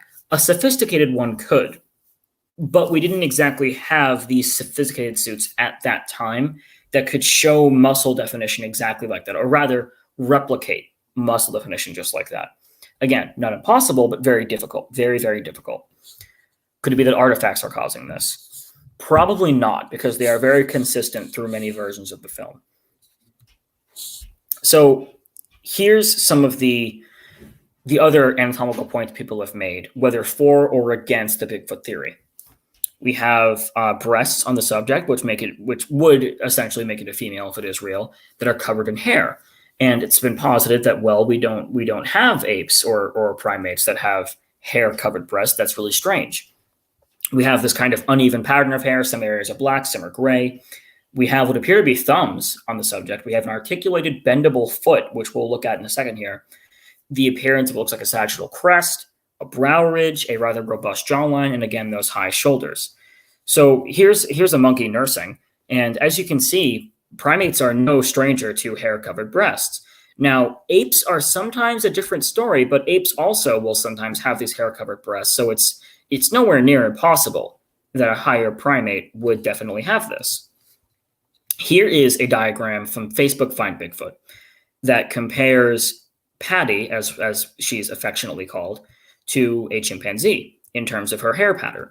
And as we can see, the point that it is uneven and therefore a suit really just doesn't hold up, because quite frankly, if this looks like a suit, then chimps look like suits. And fair enough, they kind of do. But we have these uneven hair patterns. So it would make perfect sense that an ape such as this would resemble an ape such as this. And here we have some areas that look almost like knuckles and thumbs. This is also discussed on the Sasquatch Print Project blog that I run. Here you have the curving of the hand. These are both from the turnback frame. The curving of the hand with the fingers. And here, roughly, is where the thumb might be, if that is a thumb. And it's very difficult to see here. And these could be artifacts very easily. But it almost looks as though we have some curling knuckles here that resemble the color of the skin that can be seen on the face as well. And this is one thing that Jeff Meldrum has pointed out that is very interesting. As Patty makes one of her steps, her foot is flat, but as she's about to land, she actually raises her toes up a bit, and then they're flat once more, which is different from if a suit just kind of flapped onto the ground. This actually suggests that even if this is a suit, whether it's an animal or a suit, the suit or the animal has these very articulated feet digits, which is really quite interesting and is one of those little-known factors about the footage that is just really cool. And then, of course, you have her profile here, this kind of conical shape of the head, the brow ridge, where the eyes are, or at least where they would be, the kind of flat-looking face, something that's very reminiscent of a primate, of a higher primate, great ape. And this is one thing that Grover Krantz talks about with high shoulders and with head shape. He notes that it's interesting that Patty has to turn her whole body in the footage to look at the camera, or at least that she does. And Krantz suggested that, Krantz is one of the anthropologists, by the way, who was very interested in Sasquatch and was the man who first developed the Gigantopithecus theory, and suggested that maybe it's because of the high shoulders. We see this in gorillas where their shoulders are so high, they can't just turn their head because their chin runs into their shoulder. So they either tip their head very far back to look, or they just turn their torso, which is what we see Patty do. And here we have some comparisons to muscle definition that we might be seeing, these areas of the shoulder blades that kind of sag downwards, the muscles right here that kind of sandwich themselves between the shoulders and the buttocks. So it's a very interesting set of comparisons right here. So we don't really know what the Patterson-Gimlin footage is. There's a reason it's so compelling, and one of the reasons is that it's so controversial, because the anatomical features are very hard to write off, but a lot of the narrative issues are hard to write off as well. So will it ever be solved? It might be, but chances are no. But will it always remain the most talked about piece of Bigfoot evidence? Probably. And, it's just so interesting, and that's why it's number 2. Now, number 1 is even more controversial. But before we get to that, let's take a look at what everyone has to say about the Patterson-Gimlin film. Let's see. Here we have one from Austin again. Speaking upon the suit or costume, if it was fake, I must say they deserve the credit they have received, but upon reviewing 3D recreation and the supposed Sasquatch walkthrough possible, hard to remake. Yeah, Monster Quest actually explored trying to recreate the walk, and it was difficult for athletes to do. Some of the most flexible people on the planet. So, that's pretty interesting. It's really interesting. So let's see. We have... Yeah, here we go. One from Ryan about those flashes that M.K. Davis says were gunshots. Those same flashes can be seen in numerous movies of that era as well. Yeah, that's kind of what cameras did at that point in their technological development, was a lot of that very fast color bleeding. So that's apparently what those flashes are. Here we go. Brady Baxter. I find it compelling that some tracks in the Patterson-Gimlin film demonstrate midfoot flexibility when mid-tarsal break wasn't really attributed to Sasquatch footprints until the late 90s. Yeah, there's one of those predictions that Jeff Meldrum was talking about, and that's, that articulated foot with those toes rising up after already almost hitting the ground. So very, very interesting. Here we have one from Bill Mers. Patterson said he was only about 25 feet away when he first spotted Patty. Could you imagine? Yeah, what a situation that would be. I mean, wow. Just a really kind of crazy thing there. Yeah, absolutely. Absolutely. We got a lot of people saying that it's such interesting footage. It's stood the test of time. It's one of their favorite pieces. I mean, yeah. Here we have one from Brian. My Uncle Larry walked like that. Serious, no joke. Yeah, there has to be some people who can fit that bill, even if it's not many, just because it's so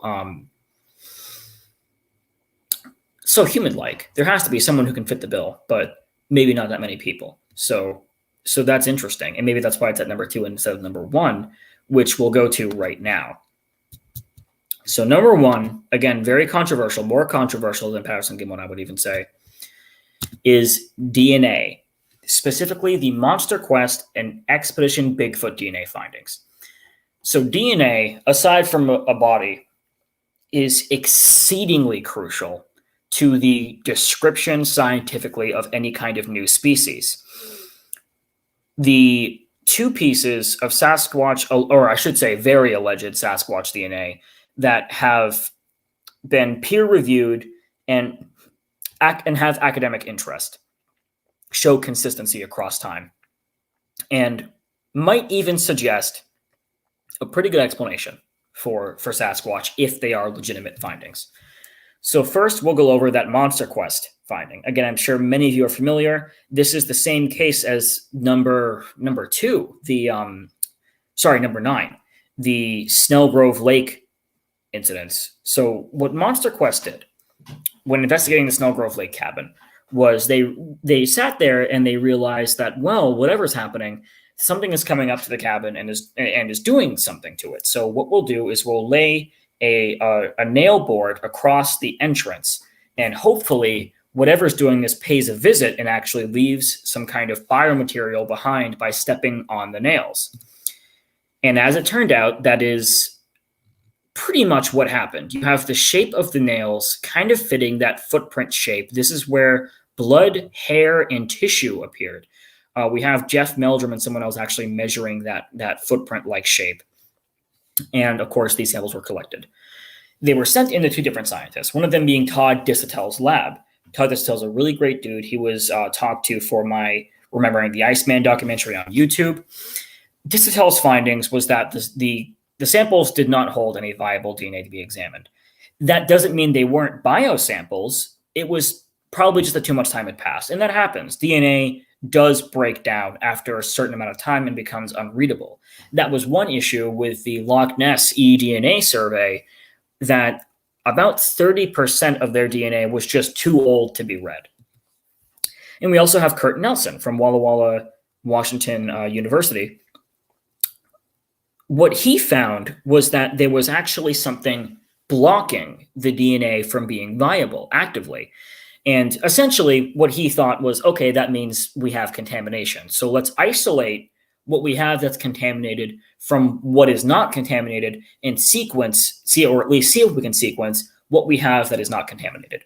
And his findings were that this was a mostly human DNA, but that there was one variant in the structure of the DNA that matched what we see in chimpanzees on that particular structure. And this is known as a single nucleotide polymorphism, which is a big set of words there. But essentially what it is in the makeup of DNA, physically speaking, there are things that are in specific positions for certain species. And what we're seeing is a single piece of that structure is different from human. And what's there instead is what we see is there in chimpanzee DNA in this particular case. So we have something that is mostly human, but that has at least one chimpanzee trait in the DNA. Now, this is a very kind of contestable finding just because it's so, we've got two different, what would you say? Two different findings, two different conclusions. There we go.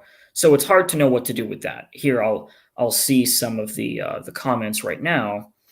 Here we have one from Austin again. Now, the DNA aspect always amazed me. And the fact that the FBI database states they have tested BFRO DNA samples against their own and it did not match. So that's kind of interesting. Yeah, there is a wide database of alleged DNA that's been very difficult to pinpoint and read. But, there we have something, at least here we have something that is contestable still, but is maybe more compelling than the average sample. Here we have someone saying human bleached hair. It could be. That's kind of one thing that was suggested about the hair samples that were found there. All right, so let's go back to the presentation so we can finish our last thing here. So we have that, and that was, I think, in 2000, early 2000s, over 10 years ago now. So then we have the Expedition Bigfoot DNA. Expedition Bigfoot's a newer show. It's helmed by Bryce Johnson, Maria Mayer, Russell LaCourte, and Ronnie LeBlanc. It's a team of people from all kinds of professions. We have an ex-military survivalist, we have a primatologist, you name it. So on this particular trip, they had started in Kentucky and halfway through their expedition, cut it off and went to Washington instead. And they used various methods to kind of draw out what they were looking for here, which is obviously Sasquatch. And they found what they posited could have been what's called a tree structure, which essentially a tree structure is supposedly a structure of wood, of branches that some think Sasquatch make. And we do know that some primates like gorillas do make nests in similar fashion. So that's very interesting. So finding one of these things, they took a soil sample, hopefully containing eDNA, and sent it to the UCLA, which is a California university, to be examined by the California eDNA program, which is helmed by Miroslava Munguia-Ramos. Miroslava is the project manager for that program. So she's experienced and she knows what she's doing, essentially, which maybe is a bit of a subjective statement, but it's a reliable source is what we can gather from that. And she sent, she tested the DNA, her lab tested the DNA and sent it back, sent a written report back. And this is that report. We received soil samples from your team, and it took a few months to get them processed. What we're looking at are the unique organisms that we were able to identify. Our software does what's known as metabar coding. So it'll match up all the DNA sequences that we were able to detect and try to cross-reference them with the thousands of genomes that have been published. And it's pretty common that when we're looking at eDNA samples, we detect humans because there's going to be human traces almost everywhere, especially in a case like this where humans collected these samples. But what I found very interesting was that, yes, we have detected human DNA in these areas, but we're still seeing different primate DNA. There wasn't just one human primate, there are several different primates, some sort of primate relative that exists in the data. Pan troglodyte is a species of chimpanzee. Specifically, it is chimp, whereas bonobo is a different pan, which you would not see in these areas that you're at. It's a real head scratcher. It's important to note that the higher the detection, the more confidence we can say that whatever organism, whatever taxonomy we're looking at was apparent in the area. And in this case, we're looking at the pan genus, or the chimpanzee genus, which is a grouping of species. There's 3,000 reads, which is actually a significant amount of reads for DNA.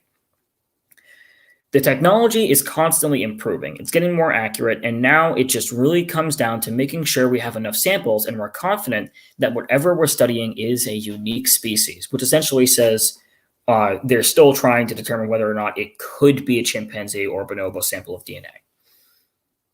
So that's very interesting.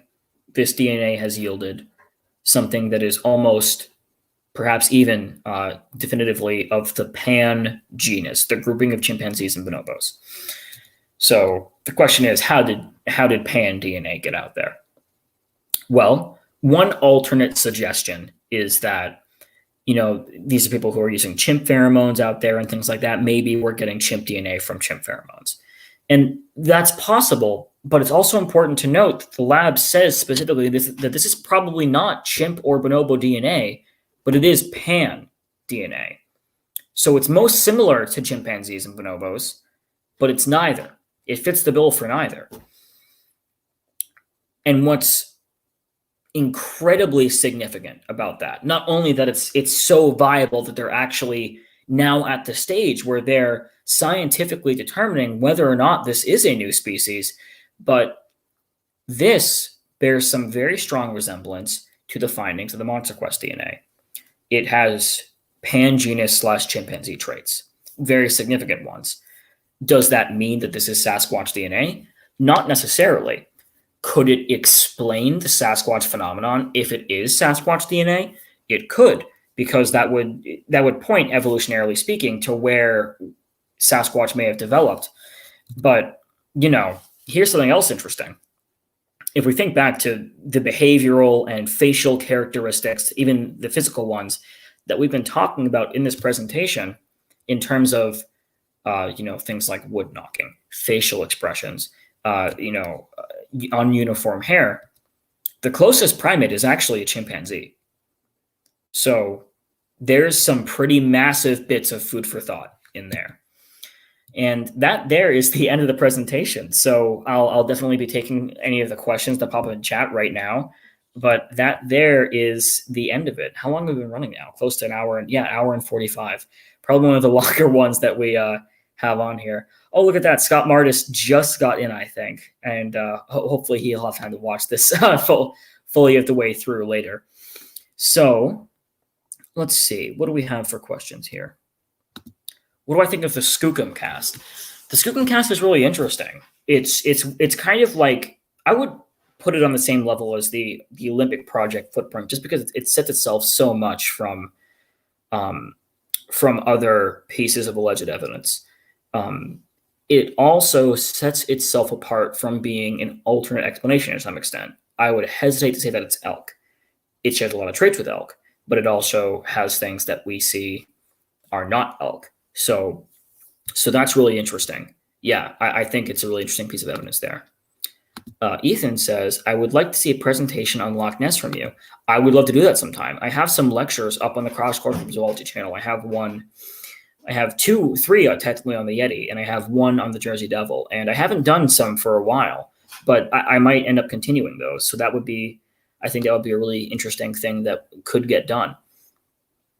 All right, so I would love to know what anyone thinks of, the stuff that we have going on here with this list, because especially with the whole DNA thing, that's a pretty controversial thing, but the consistency that these two samples have and just the amount of similarities and the fact that both point to the pangenus is, it's fascinating. All right. Here we have one from Austin.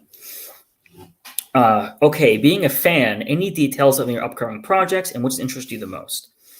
And also, your thoughts on the Mothman reports in Chicago. Well, that's a lot to unpack, so give me just one moment to respond to this one from Carthaginian. Do you discuss the dermal ridges found in the plaster cast taken from the PG film? I have not, actually. I did not know there were dermal ridges found on those. That's quite interesting. So to answer your question, Austin, so details on upcoming projects. Well, YouTube is definitely one of those platforms that I don't post as much to in terms of updates. So this is a good chance to do that, I think. Right now, the Lone Pine documentary has been finished. That's about a 17-minute documentary, a shorter one like all the YouTube exclusive ones are going to be. And that will be up on May 1st. It's all finished. It's just scheduling an upload right now. And so I hope people will enjoy that one. I'm currently still filming The Legend of the Marlboro Monkey, which is a documentary about a kind of small local spree of Bigfoot sightings in New Hampshire. And I'm about halfway through filming Wild Men of the Wampanoag, which is a Pukwudgie documentary. So hopefully Wild Men will be out late this year, but I'm not putting a specific release date on it. I will say that there's some very interesting stuff in it so far. And yes, that is in terms of evidence. So I think that that will be a really kind of cool thing to witness with this kind of subject that's kind of been untouched until now. Here we have, Jerry, that's pretty interesting to me. Yeah, it's a very interesting case. Thoughts on the Mothman? Mothman, I've always said, I think people are, at the very least, convinced that they're seeing something. And it really does seem like they are seeing something. I have no idea what it is. Could it be a series of similar misidentifications? I suppose, but I don't find it that likely. So I don't know. I really don't know. Here we go, from Kevin Hamilton. That was a really detailed, good presentation, Karac. Great job. Your detailed presentation credential is very evident. Give yourself on the back. Demand money from Aleks. I might just have to. Thank you, Kevin. We have one from Scott Martis. Gigantopithecus versus Paranthropus. Okay, so Meldrum has talked about Paranthropus, and I think there's a better case for Paranthropus than Gigantopithecus. And the reason I say that is because, what would you say? Well, I have a video on the Gigantopithecus theory. The Gigantopithecus theory relies heavily on whether or not Giganto was a biped. And most of the evidence suggests not, just through phylogenetic bracketing. But the problem with phylogenetic bracketing, or looking to the closest relatives for clues, is it kind of ignores evolution in the sense that, yes, it will very likely be the same as its closest relatives, but we can't always rely on that because things change from their closest relatives. That's the nature of biological development over time. Whereas Paranthropus was a biped. We also know Gigantopithecus was something that, aside from that, matched the description of Sasquatch. So it's really difficult to know. I don't think we know enough to know whether or not that's a viable theory, but I think Paranthropus is a bit more viable for sure. Thank you very much, LM. Here we have one from Macy Frazier. Karac and I will be going to Freetown, Massachusetts in May. Check out the Pukwudgie sightings there. We will indeed. We'll be filming for Wild Men there, actually, so that should be a lot of fun. Karac, you should hear my stories that I've gathered about Marwan's Bigfoot from East and West Malaysia. I would love to. Malaysia is one of those really interesting places that has really interesting wild men sightings. This is a good channel. I hope everyone has a good night, good conversation. Absolutely. The conversations have been a really great part of this, I think. We have from Sandra Piper. Good night, everyone, and God bless. Good night, Sandra. And then we have one from Austin. Now, a personal question. I'm sure many fans would want to know, what really got you into following all of this, and what sparked the flame of crypto for you? Well, on the episode of Sasquatch Out of the Shadows that I've been on previously, the one that was me as the sole guest, I talk a bit about this experience that I had when I was younger that fits the bill for a Sasquatch sighting. I tend to be very skeptical of my own encounter, funny enough. I think constantly about whether or not it could have been a black bear. I usually arrive at no, but I still think about it a lot. So that was one thing. But I've just kind of always loved it. You know, I watched a lot about, you know, like Scooby-Doo when I was younger. So I love, like, you know, Nessie, and there we go. Yeah, personally, Nessie what got me into cryptozoology. Yeah, that's a big one for me too. So I think it was kind of always something to me, but the experience that I had, or that at least I'm convinced that I had, was something that really kind of propelled me further, is what I would say. I think this subject is huge. People just don't admit it so much. Yeah, it's not that talked about. That's one thing that I think is kind of the goal of a program like Crash Course Cryptozoology, is to help legitimize cryptozoology in a scientific sense, because it can do that. Scientific cryptozoology can exist, and I think it does exist already. I think it just needs that push, I think, is what it needs. So I think that would be a great thing for that. If no one else has, oh, there we go. One from Austin again. Thank you so much. We're looking forward to it. Hey, thank everyone here so much for tuning in. Seriously. I mean, this has just been such a really just lovely experience tonight. And I'm really honored by Alexander, who's obviously a good friend of mine, to have had the chance to present on his show like this. It's something that I don't get to do that often, presenting, because I just kind of either run out of ideas. But you know, it's just an honor. It really is an honor. Here we go. Another question here. Have you ever watched Harry and the Hendersons or The Water Horse? I used to watch Harry and the Hendersons all the time, but I've never seen The Water Horse, and I should really watch The Water Horse. We have one. I'm in Scotland, so Nessie is a hoax for religion at first, then for tourism. It definitely seems like it's fallen into that category quite a bit. I think I would say that its use and its truth value are different things, is what I would say. Something like that. It's funny that when you first mention Bigfoot, people will laugh, but then you keep them talking long enough and they'll eventually tell you they heard something about the topic. Yeah, seriously. That's one thing about, you know, what would you say? About cryptozoology in general, I think, is that there is that immediate aversion to it. But once you discuss things, perhaps like the Expedition Bigfoot DNA findings, or perhaps like the Patterson-Gimlin films, anatomical features, you're able to have a conversation that is scientific and logical and legitimate. And that's the kind of conversation that would need to happen more often if the field were to become more scientifically applicable, I would say.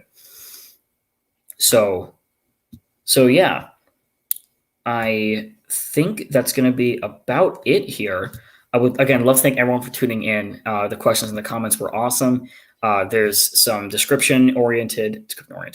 There are some, one final question, hang on, from Austin again. Really appreciate the time, look forward to it for a while. It was an honor as well. Coming for future projects. Final question, if you can investigate one case out of all of them, which one? One case out of all cryptozoology cases. Oh, here we have Stephen Nadu. Yep, he's the guy who I mentioned has some tracks in Rhode Island that are very interesting. You guys can go hit him up on Facebook for those. Really interesting guy and really interesting findings. But as for which case, man, that really is a tough one, Austin. I think either the Yeti or I would say Loch Ness. Would I? Yeah, I would. Either Yeti or Loch Ness, I would say. Just because both of them have such potential, considering recent findings, is what I would say. So that is actually going to be it right there for the questions and everything. Thanks so much for all the kind comments and all the discussion. I love seeing discussion and stuff like that. And of course, the kindness is very much appreciated. You can follow me on YouTube at Crash Course Cryptozoology. There's my channel. There's a few more links in the description that are for, like, you know, my Twitter and my Facebook and things like that. So a reminder that on next week is going to be the 1-year anniversary of Sasquatch Out of the Shadows, which is so crazy because I remember watching the first episode with Jeff Meldrum a year ago, and that is going to be a recap of Alexander's Pacific Northwest trip with some of the Small Town Monsters crew. So that'll be really cool to see, and I hope everyone tunes in to see that as well. And again, thank you everyone so much for all of this. This has been really fantastic, and without further ado, I'll end the broadcast, and that's it. Thanks, everyone. Have a good night.